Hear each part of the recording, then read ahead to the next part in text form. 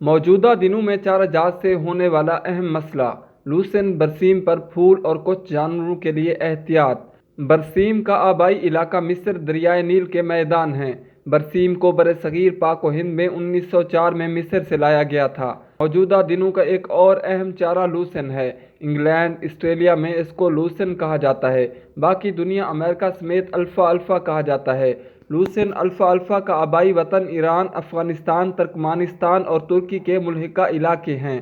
Protein اور غذائیت میں ان دونوں چارہ جات کا کوئی مد مقابل نہیں، لیکن ان دونوں چارہ جات پر جب پھول آنا شروع ہوں تو ایک کیمیکل بننے لگتا ہے جو حیوانی ہارمون ایسٹروجن جیسا عمل رکھتا ہے۔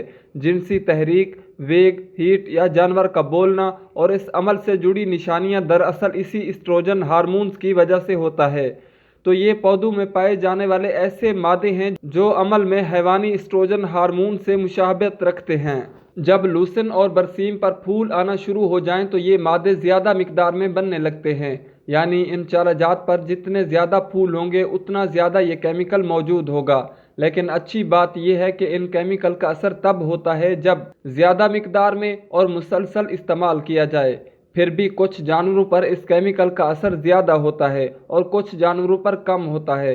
آسٹریلیا، نیوزی لینڈ، امریکہ اور یورپی ممالک جہاں جانور چرائی پر پالے جاتے ہیں تو بھیڑوں کو بریڈنگ سیزن اور آخری مہینوں کی گبن گائے اور جوان بچھڑوں، ویڑیوں اور بھیڑوں کو ایسی چراگاہوں میں نہیں چرایا جاتا جس میں لوسن یا برسیم پر مکمل طور پر پھول آ چکے ہوں، کیونکہ پھولوں سے بھرپور کھیت میں مسلسل چرائی سے خون میں ایسٹروجن ہارمونز کی مقدار بڑھ جاتی ہے جو ان جانوروں کے لیے نقصان دہ ہے۔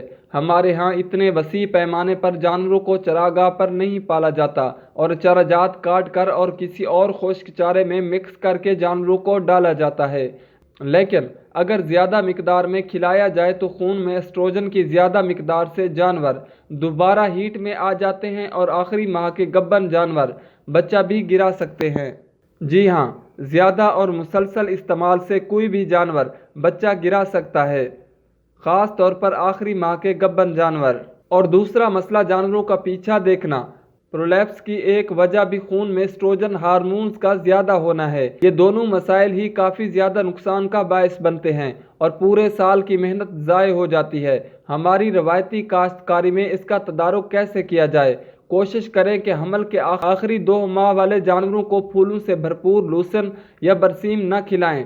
جن جانوروں کی اگلے 1-2 ماہ میں ملاپ کروانا ہے ان کو بھی ایسا چارہ کم مقدار میں ڈالیں۔ ایسے جانوروں کے لیے بہتر ہے کہ جب فصل پر پھول آنا شروع ہو تو چارہ کاٹ کر سکھا لیا جائے اور ان جانوروں کو کم پھولوں والا خشک چارہ دیا جائے یا تازہ چارے کے ساتھ اس کم پھولوں والے چارے کو مکس کر کے دیا جائے۔ جب ان چارہ جات پر پھول بننے لگیں تو یہ نہ سوچیں ابھی قد چھوٹا ہے، آپ ان کو مکمل طور پر کاٹ لیں۔ اس عمل سے چارے کی عمر میں بھی اضافہ ہوگا اور چارہ زیادہ عرصے تک چلے گا۔